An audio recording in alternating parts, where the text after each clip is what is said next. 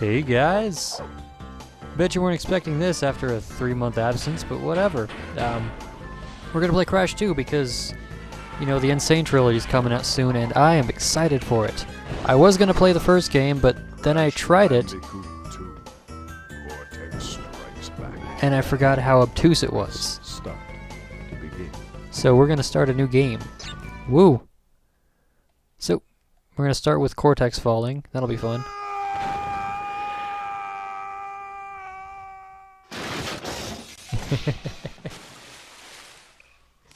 And he just happens to fall in front of this crystal. Crystals. Of course.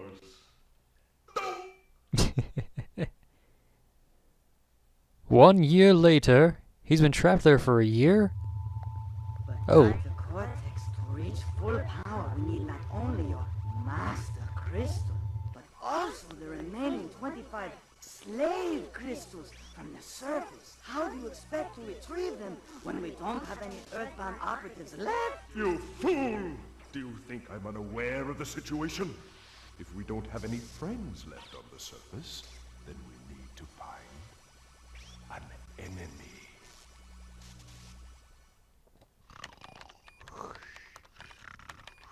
Crash? Ooh. Crash? Crash! My battery is fried. Make yourself useful, big brother, and bring an extra battery for me. Okay, so this is the only game in the original trilogy that has a prologue level.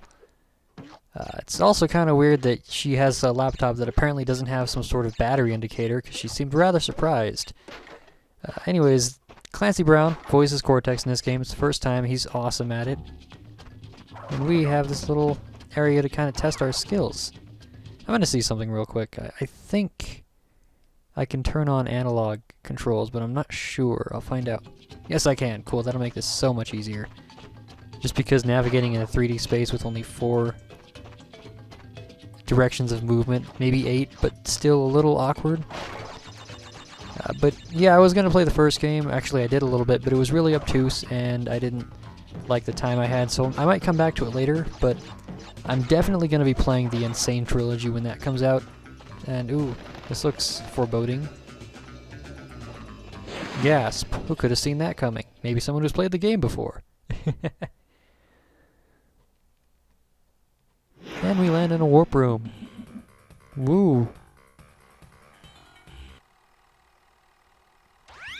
Well, well, well. If it isn't Crash Bandicoot, welcome. I apologize for the crude means used to bring you here, but I rather expect a written invitation would have been turned down. I need your help. Surrounding you are a series of 5 doors. Through each door lies a well-hidden crystal.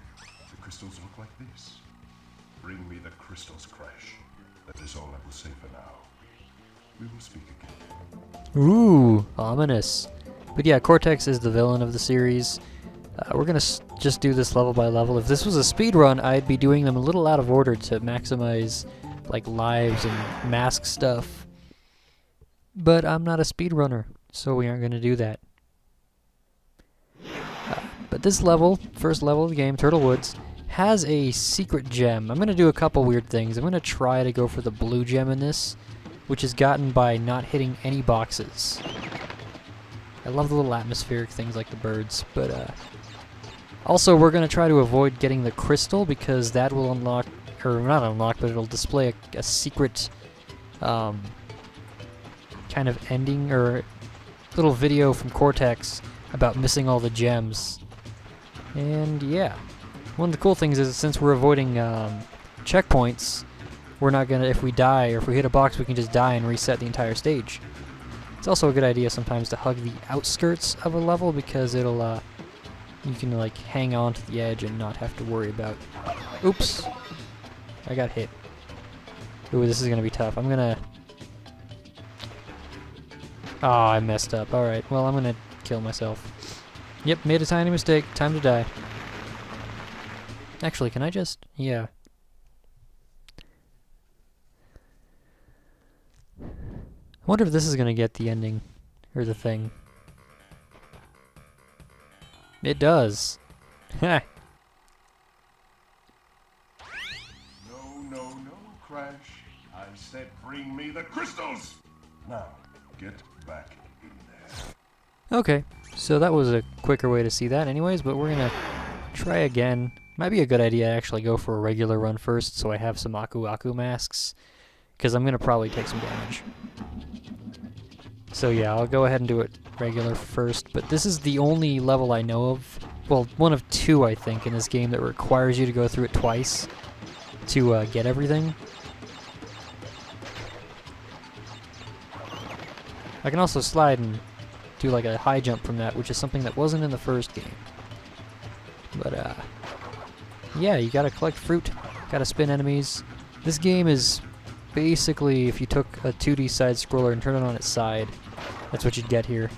In fact, the first game was developed around the same time as Mario 64 and, oddly enough, Bubsy 3D, which were all three very different reinterpretations of a 3D platformer, for better or worse, especially in Bubsy 3D's case. But we're not going to talk about that. This game, well, the third game in the series was actually one of my first games I had growing up. So it's, you know, kind of got memories. And I got this game a few years later, and I've beaten the entire trilogy 100%. Although, again, the second game is a bit obtuse in that regard. I can also hit triangle to get a little readout, and this should be, yeah, bird. We're gonna do something weird here. Or, well, maybe not. I don't know if it's this one. But, kind of like in Donkey Kong Country, if you, like, slide off the edge, you can get a little more length in your jump, like if you roll off the edge in the Donkey Kong games. Similarly, right here.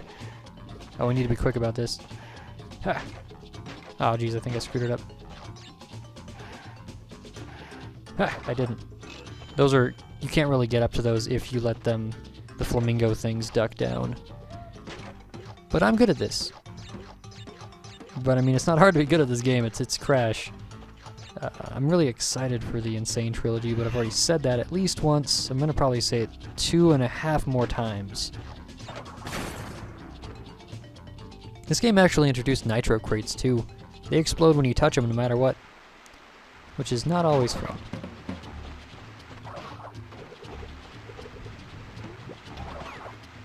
And yeah, gotta say, I still love the atmosphere, like the rain, the little insects that are flying around, the birds, and the pits of death. Another bonus round.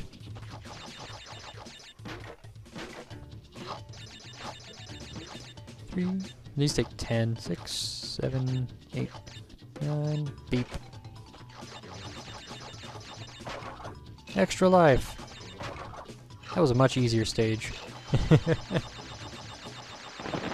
I'm going to go ahead and go for 100% run in this. I'm going to also try to do it as efficiently as possible, which I say after giving up on the first stage because I missed a jump, or I hit a box.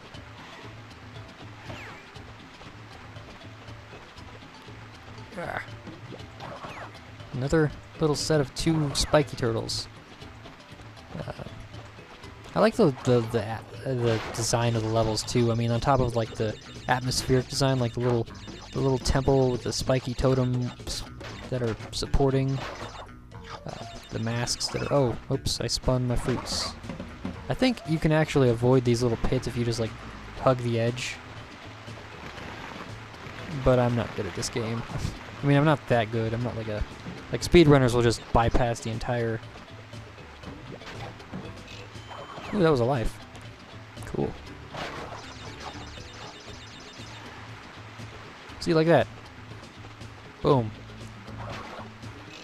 There's this mud, and there's the crystal.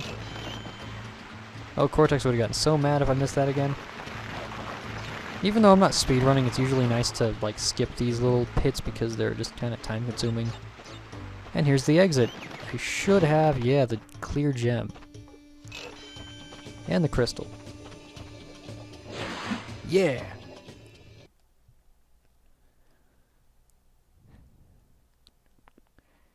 And in this game, all the rewards on a level are available in a little slot.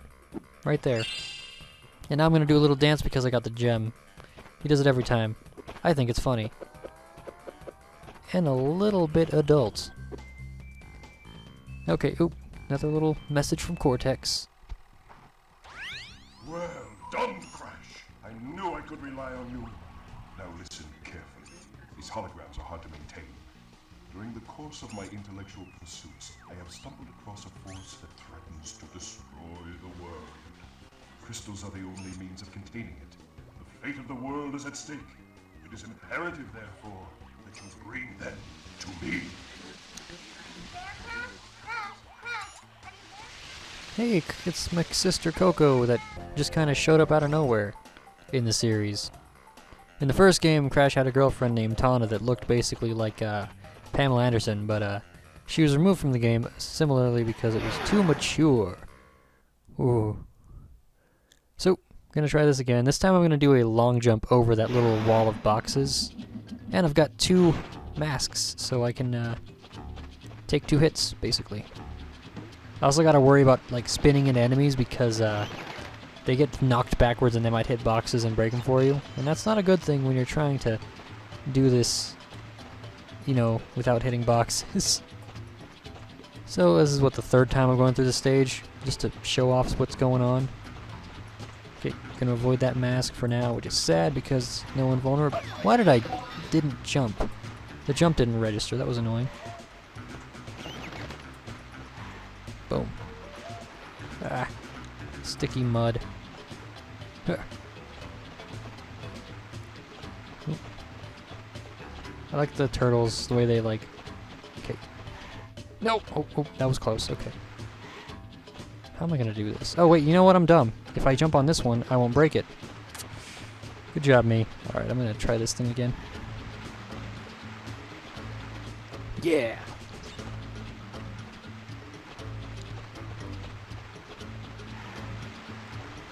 And 2. Sometimes I like just walking on the edge of the levels anyways because they're kind of neat. Up and there we go, 3 for 3. And now you can see my box count still says 0, and there is the blue gem. Woo! They're colorful.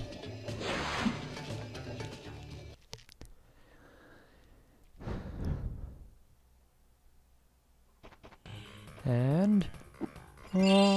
is that another cutscene? Nope, another dance though. Lewd.